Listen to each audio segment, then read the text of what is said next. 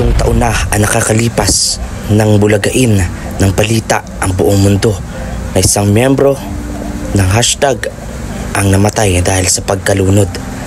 Kaya't dito pala ay aking malalaman ang storya kung bakit na ba nangyari yun kay Franco, na matalik na kaibigan ni Tom Durumal.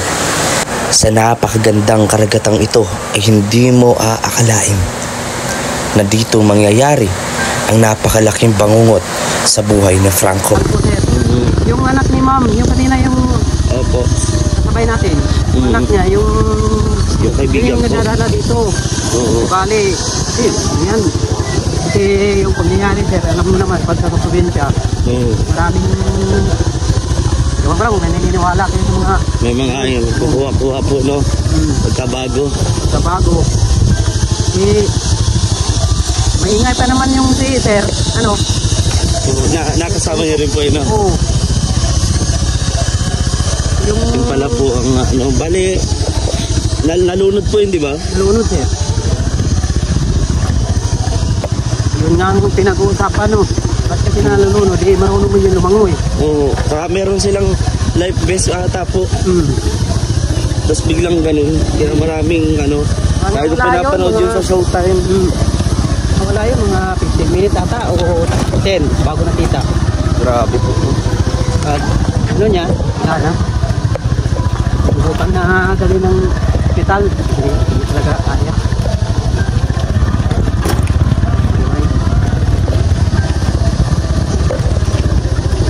Simula po noon, nagbibisita pa rin po si ano dito yung si Sir Tom.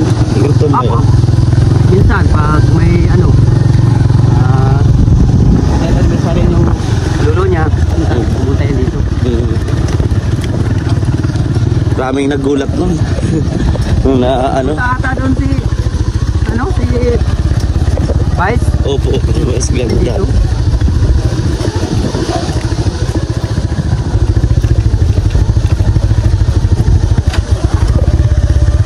Ayan, so yun na abanggit din natin. Kasi yun na, nagulanta ka kanina. Yun pala yung nanay ng isang member po ng hashtag. Tapos matalik na magkaibigan po yun si Franco. Tapos kaya nung ano, grabe rin yung ano na sila Masoy, yan, sila Nico, saka girlfriend ni si Franco.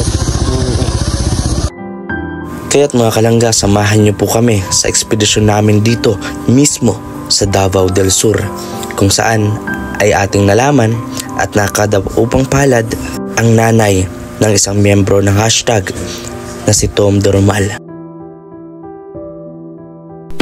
Ito mga kalangga, yung part 2 katapos lang ng feeding, so hindi tayo nag-vlog doon at dito tayo mag-vlog sa part 2 ng ating boys buhay na biyahe. Ayan, doon sa pinakita namin noon noong 2023, tatlo pa lang kami sa ano yun, sa ano yun, community, ang lugar po yun, isinap na namin dati. Hindi po, sa kabila po. Oo. Hirap yung dati dito. Mahaba pati yun. Ayan o. May mga turista dito, nagaganto dito. Si ano lang, si madam lang yung sa ano.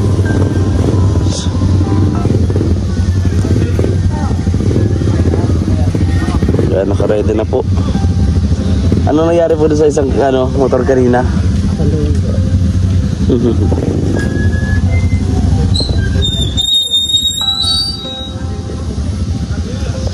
Naka-ready na. Nag-engage na ang mga Power Ranger. Ayan, may mga motor. Pag nilakad to, mga ilang oras kaya to ya? Ito sir, nilalakad natin mga isang oras sir. Isang oras na lakaran po nun. Pero pag minuto, wala pang 30 minuto. Pag motor, yung pinakamataas na oras yung 10 minutes. Bante na. Okay. Bye. Mabilis ito kasi pababa na tayo. Makatipid pa sa gas, no? Pwede mo patayin yung ano eh.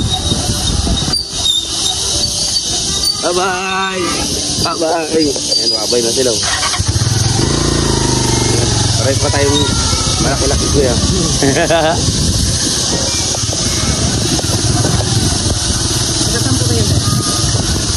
Ibang lugar po kami. Bali nagkasama-sama po kami sa pag-ganto sa vlog. Ako po, Manila po. Ako po, yung mga dalawa ko pong kasama doon ay tatlo, Bicol. Yung isa naman, Ormoc. Yung isa, Iloilo. Iloilo. Opo. Kaya nag-iilonggo yung isa. Yung mataba-taba din po nakaitim. Yung itim kanina. Opo. Tapos yung payat naman po, yung Ninong Alex, yun yan sa Cotabato, North Cotabato.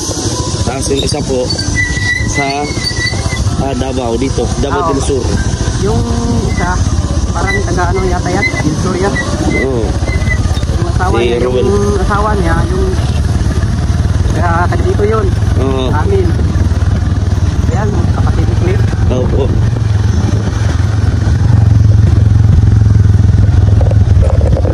Ano nga ulit yung sa vlog mo, sir? Ay, video skim po. Pero ang leader po namin si Roel of Malalag po. Ano po yan? Mag ano po yan eh, yung partner niyan, ano po yan, love team ba? Tapos charity vlogger. Hindi po namin kasama yung isa si Rachel. Pero pumunta na rin po yung nag-try na din dito sa ganito. Noon. Yung first time na... Kasama rin po kayo nun? Oo, sir. Yung unang beses? Oo, unang beses. Adi, nandun ako. Payat pa kasi ako nun eh. Kaya di ba ako natandaan siguro ni Kuya?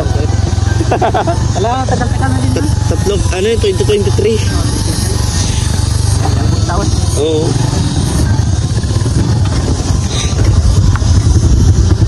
Ano? List lang oh. Dito tayo sa ano. Grabe yung mga daan kuya. Yung mga bato kasi. Dito sa amin sir, paano na tumulan? Mga nakakabilib din po yung mga ano dito, mga teacher. Dito na rin natutulog yung mga teacher po. Opo sir. Yung cottage nila, bali yung first na bahay ng kanina. Yung cottage nila. Grabe kakabilib no? No choice na eh. Dito sila ilagay. Marami rin po palang nakatira dito.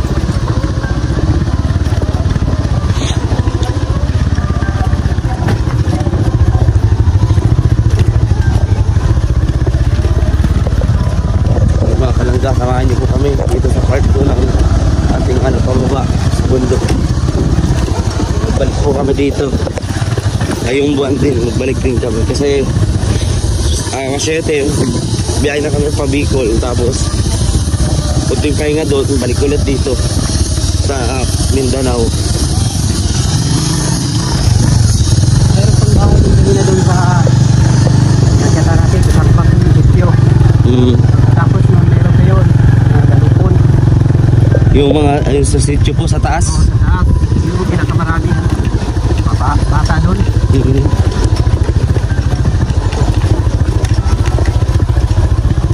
sa amin sir, kung saan yung marunong magano ng Tagalog. Bisaya talaga po. Kaya ano na, yung mga tibong na tribe sir.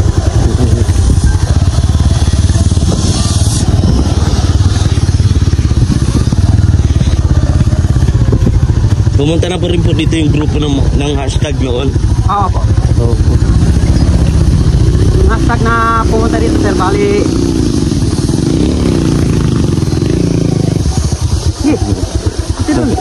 kaya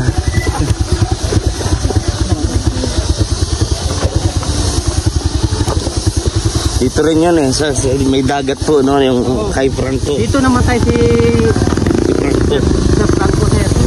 Yung anak ni ma'am, yung kanina yung opo, sabay natin. Yung anak niya, yung kaibigan yung po. nagdadala dito. Bali, yan. Kasi yung pangyayari sir, alam mo naman, pag sa probinsya, maraming yung parang may naniniwala kayo sa mga may mga ayun, kuha-kuha po no, pagkabago. Maingay pa naman yung si sir, ano? Nakasama niyo rin po yun no? Oo. Hindi pala po ang ano. Bali, nalunod po yun, di ba? Nalunod sir. Yun nga ang pinag-uusapan no. Ba't kasi nalunod? Eh, marunong mo yun lumangoy. Oo. Saka meron silang life vest ata po. Tapos biglang ganun. Kaya maraming ano. Kahit wala pinapanood yun, yun sa showtime. Wala yun, mga 15 minutes ata o 10 bago nakita. Grabe po. At ano niya, yan ha. Bukan na dali ng hospital. Hindi talaga kaya.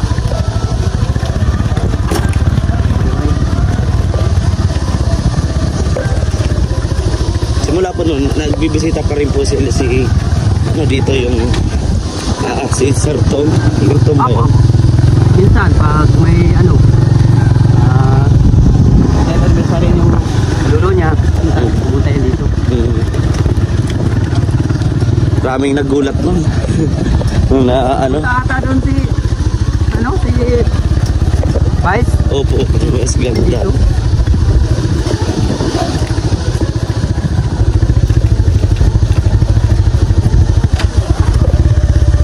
Ayan, so yun na abanggit din natin. No? Kasi yun na, nagulanta ka kanina. Yun na pala yung nanay ng isang member po ng hashtag. Tapos matalik na magkaibigan po yun eh. Si Frank tapos ito. Kaya nung ano, grabe rin yung ano. Sila Masoy, yan, sila Nico. Saka girlfriend ni si Franco.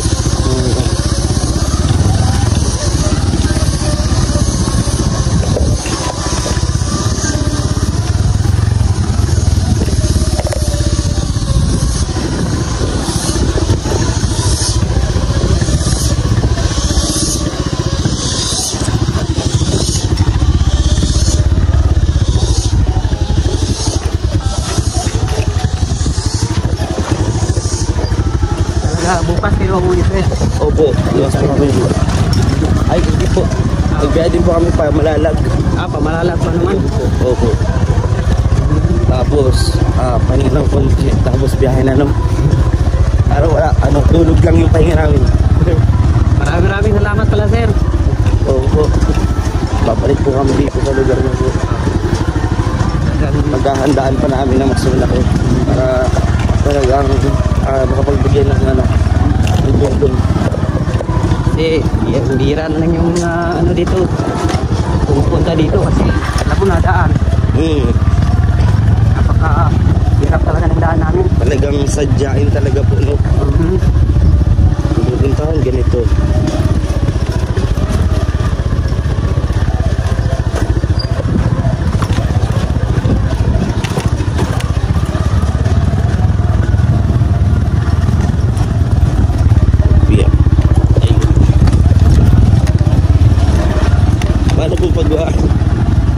Mag-aabot ng magamit ko, materyales. Kaya, hindi. Minsan, wangin, nakakot namin yan dito. Grabe, motor lang po gamit, no? Ito, yung talagang dito, sa motor, yung Rossi, bihira na yung makakita ka ng bunda dito na motor.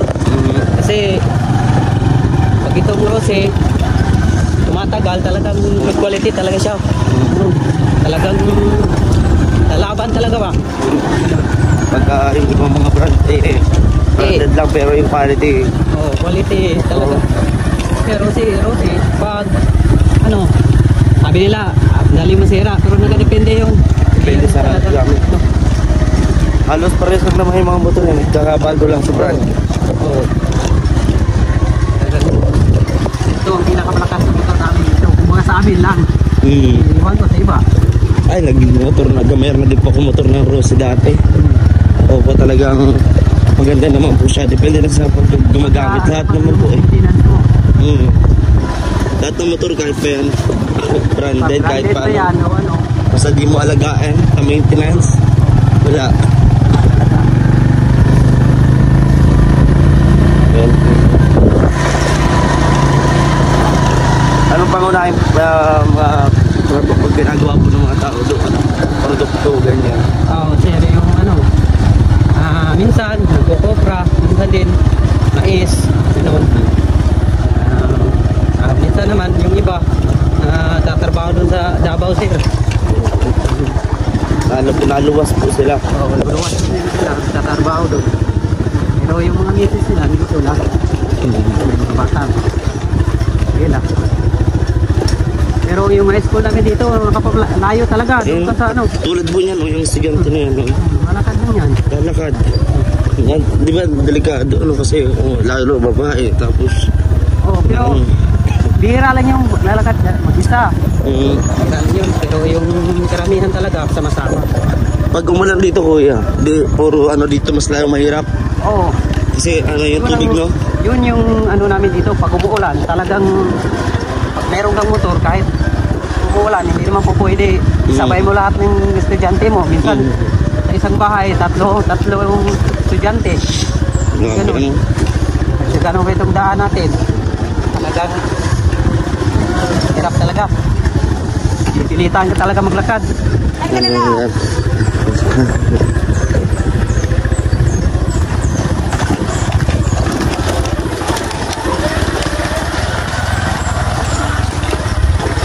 Talagang ang hirap ng pamumuhay. Oo. No?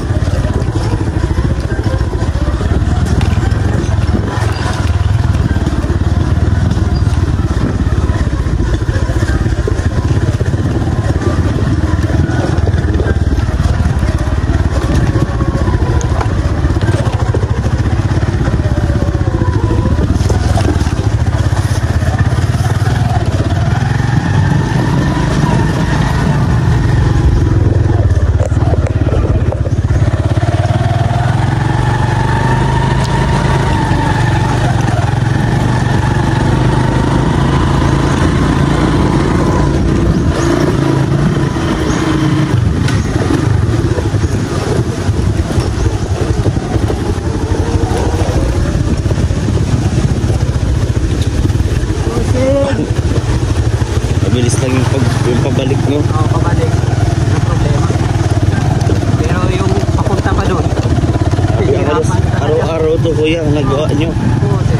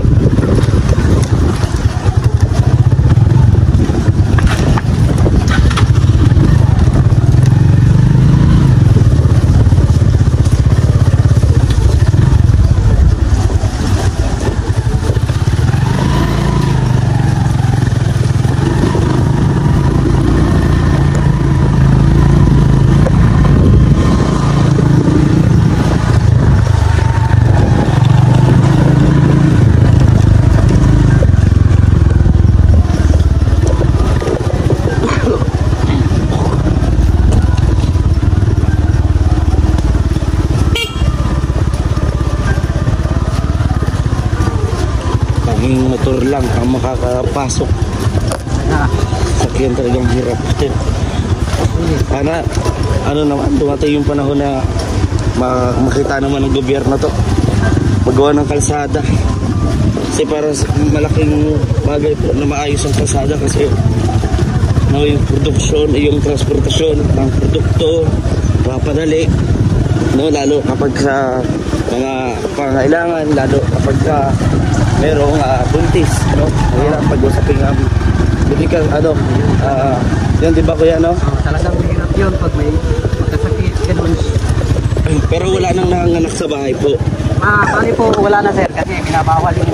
Pero noon sir, mahirap ng daan, talagang mapipilitan talaga. Grabe. Ngayon, hindi na, kasi Duro kapag kunting sakit lang, pinapapunta na sa ospital. Oo. Mahirap pag doon ka magtagal. Oo. Mahirap pag umulan dito kami. Umulan po, no? Dito na tayo mga karangga. At hintayin lang natin yung tropa. Yun. Ay, salamat kuya. Ito nyo. Dito na ang tropa mga kalangga. Hay, nakabalik na tayo ng payapa at ligtas mga kalangga. So yun, at nalaman din natin yung story po sa likod ng nangyari dito sa dating sa yumaong hashtag member, no? So dito ayan, ang grupo, maraming salamat sa inyo lahat, sa mga rider po natin. Maraming po salamat, no? Maraming salamat po. Ayan, ito si Dudong. Ayan,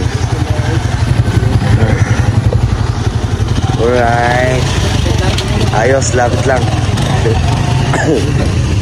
Grabe. Ayan, grabe.